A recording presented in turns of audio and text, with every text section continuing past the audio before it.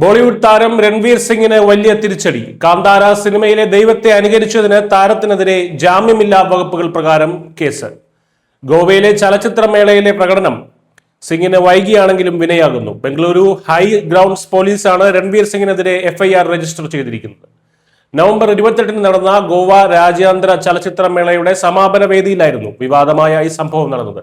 കാന്താര താരം ഋഷഭ് ഷെട്ടിയുടെ സാന്നിധ്യത്തിൽ സിനിമയിലെ ഗുളികൻ എന്ന ദൈവത്തെ രൺവീർ സിംഗ് വികലമായി അനുകരിച്ചു എന്നായിരുന്നു പരാതി.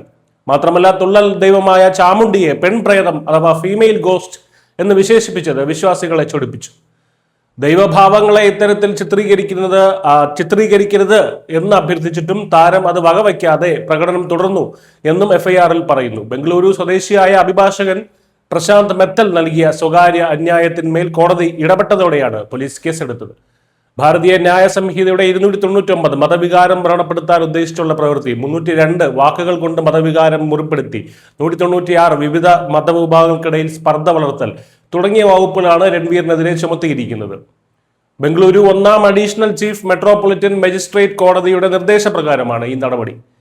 ഭൂതകോലം എന്നത് തീരദേശ കർണാടകയുടെ പരമ്പരാഗതവും പവിത്രവുമായ ആരാധനാ രീതിയാണ്. പരാതിക്കാരനായ പ്രശാന്ത് മെത്തൽ ചാമുണ്ടി തന്റെ കുടുംബദേവതയാണെന്നും രൺവീറിന്റെ പ്രവൃത്തി ബോധപൂർവം വിശ്വാസത്തെ ഹനിക്കുന്നതാണെന്നും ചൂണ്ടിക്കാട്ടിയിരിക്കുന്നു. ഒരു പൊതുവേദിയിൽ, അതും അന്താരാഷ്ട്ര ശ്രദ്ധയാകർഷിക്കുന്ന ഒരിടത്ത് വെച്ച് നടത്തിയ ഈ പ്രകടനം സമുദായങ്ങൾക്കിടയിൽ തെറ്റിദ്ധാരണയും പ്രശ്നങ്ങളും സൃഷ്ടിക്കാൻ കാരണമാകുമെന്നും പരാതിയിൽ പറയുന്നു.